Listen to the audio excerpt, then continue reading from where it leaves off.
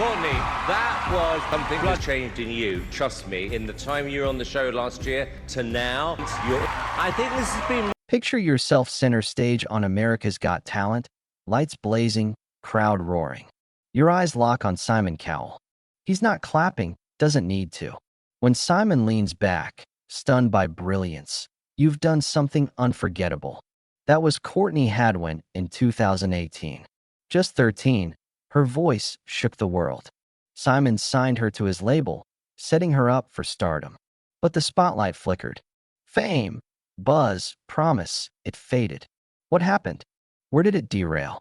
Today, we're tracing Courtney Hadwin's rise, fall, and remarkable return. Where is she now? Let's find out. Early days, a spark in a quiet village. Simon Cowell claims he's unshakable. No tears for the man who builds stars and breaks dreams. But Courtney Hadwin's voice nearly cracked him. Her story looks simple, but it's anything but. Before America's Got Talent, let's rewind to her roots. Born July 6, 2004, in Heselden, a small ex-mining village in County Durham, northeast England, Courtney grew up with parents Paul and Anne-Marie, and younger siblings Paul and Melissa. Music wasn't just a pastime, it was her pulse. Singing at home as a kid, she explored musical theater, toyed with covers, but Connie Talbot on Britain's Got Talent sparked her dream. By 9 or 10, she was serious about singing. At 11, at Heselden Primary School and freshly enrolled at the Academy at Shotton Hall, she sang Say Something by A Great Big World and Christina Aguilera at a lunchtime open mic posted on Facebook. It blew up locally. Classmates, floored by her soulful power, pushed her to pursue it. She listened. Her granddad later shared she buskied locally, scraping coins for lessons and family travel. It wasn't much, but it funded training at Shotton Hall Theatre School, Peanuts masterclasses, Kate Sir's School of Music, and Vocal Ovation with Julie Miles. In 2015, 11-year-old Courtney hit Teen Star UK in Newcastle, reaching the grand final with Bob Dylan's Make You Feel My Love, earning early buzz for her unique sound. At 12, she won Hartlepool's Performer of the Year award and was a finalist in the Beyond the Lights ceremony. That year, she tackled Open Mic UK with Nothing Compares to You and opened for Sister Sledge at South Tyneside Festival for 18,000 people. She wasn't just local talent, she was a star rising. In 2017, she joined The Voice Kids UK. Her fiery Nutbush City Limits by Tina Turner landed her on Danny Jones's team. She powered through the battle round with Dancing in the Street, hit the semifinals with James Brown's I Got You, I Feel Good, and closed the final with And I Am Telling You I'm Not Going, finishing as a finalist. Her work ethic was fierce, daily vocal exercises, lessons from age 11 through her teens. These years, rooted in her village, fueled by open mics, competitions, and Northern England gigs, shaped her raw style and relentless drive. Her family was her rock. Her mom saw her spark, calling her performances unreal, while her dad worked extra jobs, delivering pizzas, covering travel costs for auditions and gigs. For The Voice Kids UK and AGT, her family moved to LA, her dad commuting while she juggled school and competition. Even as fame surged, they kept her grounded, making music a joy, not a weight. Their belief, not fame, gave her wings while tying her heart to Heselden. By early 2018, her reputation caught America's Got Talent producers scouting global talent. They skipped Britain's Got Talent. They wanted her for the world stage. At 13, Courtney was about to change her life forever. The big stage A Star Ignites, 13-year-old Courtney stepped onto the AGT stage, a shy girl from County Durham. She looked nervous, out of place. Then Otis Redding's Hard to Handle kicked in, and she erupted. Her voice, raw, raspy, impossibly mature, transformed her. The shy kid was gone, replaced by a whirlwind of energy and control. The crowd went wild. How could a teen sound like this? Simon Cowell, the master of composure, was floored. His poker face broke as he said, "You came out shy, then sang like a lion." Howie Mandel hit the golden buzzer, sending her to the live shows, calling her voice a throwback, like Janis Joplin. Her audition video exploded, hitting 310 million views. Tyra Banks later introduced her as a global phenomenon. Fans called her a rare talent, a once-in-a-generation voice. She blazed through quarterfinals and semifinals, each performance blending youthful fire with an old-soul edge. In the finals, her global fanbase cheered, but she finished sixth. Still, AGT was her launchpad, introducing her to America and the world. She returned for AGT, the champions in 2019, but her path was shifting. Simon had plans. Though Howie's buzzer sent her forward, Simon signed her to Psycho Music with Arista Records.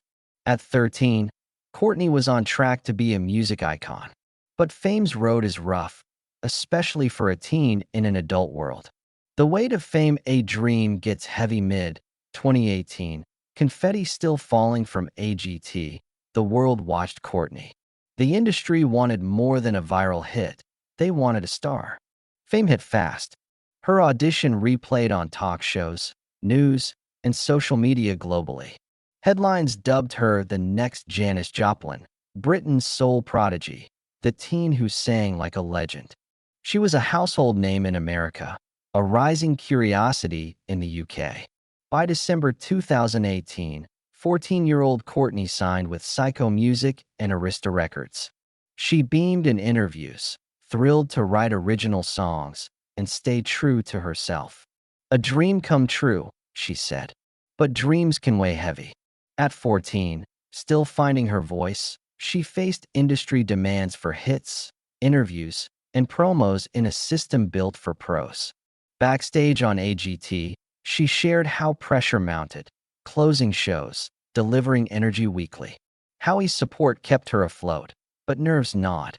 Executives shaped her into a brand, her sound, image, persona. Janis Joplin comparisons thrilled but trapped her. She was torn between her art and their product. In studios, she worked with songwriters and producers pushing polished pop soul. "People told me what I should sound like, who I should be," she later said. It was exhilarating but exhausting. She flew between the UK and US, recording, filming, staying media ready. For a teen at home, it was too much. Fans praised her fire online, but privately, she felt lost, struggling to steer her path. The world saw a star. She felt like a teen in a storm of expectations. Fame dazzles, but for a 14-year-old in the music industry's maze, it's a trap. Courtney loved music, loved performing, but Psycho and Arista's whirlwind was relentless.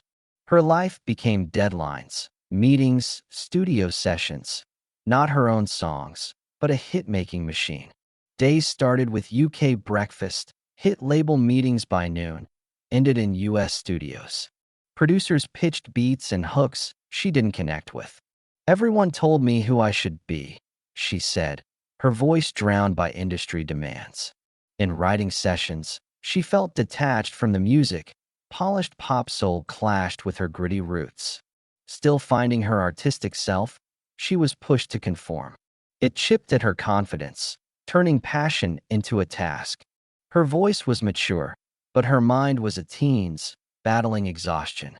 Backstage, she admitted feeling overwhelmed, closing AGT shows, carrying finales, holding herself together. Despite fan love and Howie's cheers, isolation grew. Traveling continents, surrounded by execs, she missed home, missed realness. Her retreat began. Social media posts faded. Media presence dimmed. Fans wondered, where's Courtney? Rumors swirled, creative clashes, illness. Silence fed speculation, but she was stepping back to reclaim herself. She teased new music, angry and real, with lyrics like, "You only want me when I'm smiling," hinting at deeper pain. The world wanted to know what happened to the fearless girl from the AGT stage. Years passed, the industry buzzed, but Courtney slipped into the shadows. Simon Cowell moved to the next season, hunting new talent. His bond with Courtney, more business than mentorship, dissolved. He was the executive who signed her, made the announcement, then returned to his empire. His job was spotting stars, not guiding their struggles. Courtney never spoke of bitterness, but fans speculated. She knew the industry's mechanics. Simon was a part, not a friend. Still, his absence stung. She felt managed, not nurtured. Her social media quieted, her mainstream presence faded. She worked with independent producers like Kevin Bowe, but to the world, she seemed gone. Simon stayed in his judge's chair, silent on her challenges, focused on the next audition. Yet Courtney held on to music. She rebuilt, writing, recording, releasing independently. Her new sound, raw and bold, earned praise, but Simon's voice stayed absent. There's power in reclaiming your story when the world tries to script it. By 2025, Courtney Hadwin returned, transformed. After leaving AGT's glare and her label, she emerged as an independent artist, fiercely her own. With Grammy-winning producer Kevin Bowe, Etta James, Joe Cocker, she wrote songs that were hers, raw, honest, not radio chasing. Tracks like Monsters, You Only Love Me When I Lie, Breakable, and That Girl Don't Live Here dug into vulnerability, anger, resilience. Everyone told me who I should be, she said. Now I know who I am. She called it a rebirth. Her single, You Only Love Me When I Lie, was a blues soul anthem, raw with hidden pain and truth. Her project Little Miss Jagged, released September 12, 2025, was her boldest yet. A mic-less video of You Only Love Me When I Lie stunned fans. Critics said she sang like thunder, burned like fire. Now 20, she's opened up about early fame's toll, burnout, lost control, pressure to perform too soon. Reclaiming her voice was reclaiming strength. Her stage presence is back, on her terms, her songs carrying scars and fire. She's not chasing applause, she's chasing connection. And Simon? He recalls the 13-year-old who floored him. Viral clips claim he broke his silence, pausing mid-interview, sighing, "We expected too much too soon. She was a kid. I think we failed her." His voice reportedly cracked, a rare vulnerability. While unconfirmed by major outlets, it suggests he's aware of her path. He might recall her raw AGT audition, how her spark was shaped by others, how fame pulled her from herself. Courtney's no longer the viral AGT teen. She's a grounded artist, rooted in truth. Back in County Durham, UK, she balances music, family, self. After leaving her label, she relocated for independence, staying tied to Heselden and Peterlee roots. Her global fan base adores her, but her heart's in Northeast England. She writes at home, laptop and thoughts weaving lyrics. With over 1 million followers on TikTok, YouTube, Instagram, and Facebook, her social media is alive, not promotional. She shares studio clips, mental health chats, workouts, red hair experiments. Fans call her real. In a 2025 live stream, she said TikTok feels heavy, but YouTube's her space for music and life, pressure-free. She hosts Instagram Q&As, answers fans, talks therapy and growth, normalizing self-care. Her album, set for September 2025, mixes rock, soul, punk. Each track, its own mood ring, she jokes. In 2025, she signed with Total Artist Management under Oliver Mojita, leaving MN2S over creative differences. She's booking UK, Europe, and US gigs, like her April 2024 Carnegie Hall performance, opening a Janis Joplin tribute for Clive Davis, earning industry respect. She travels for US studio sessions with Kevin Bowe, but writes at home with a small team. Her transparency, messy studio shots, fresh lyrics, builds a real bond with fans. Courtney's journey shows the music industry isn't kind to young stars. It's brutal for adults, let alone a teen without a license. Yet she rose above, breaking through chaos with a new perspective on music and life. Her path wasn't easy, but her grit shone through. What do you think of Courtney's story? Share below. Thanks for joining us. Like and subscribe for more videos.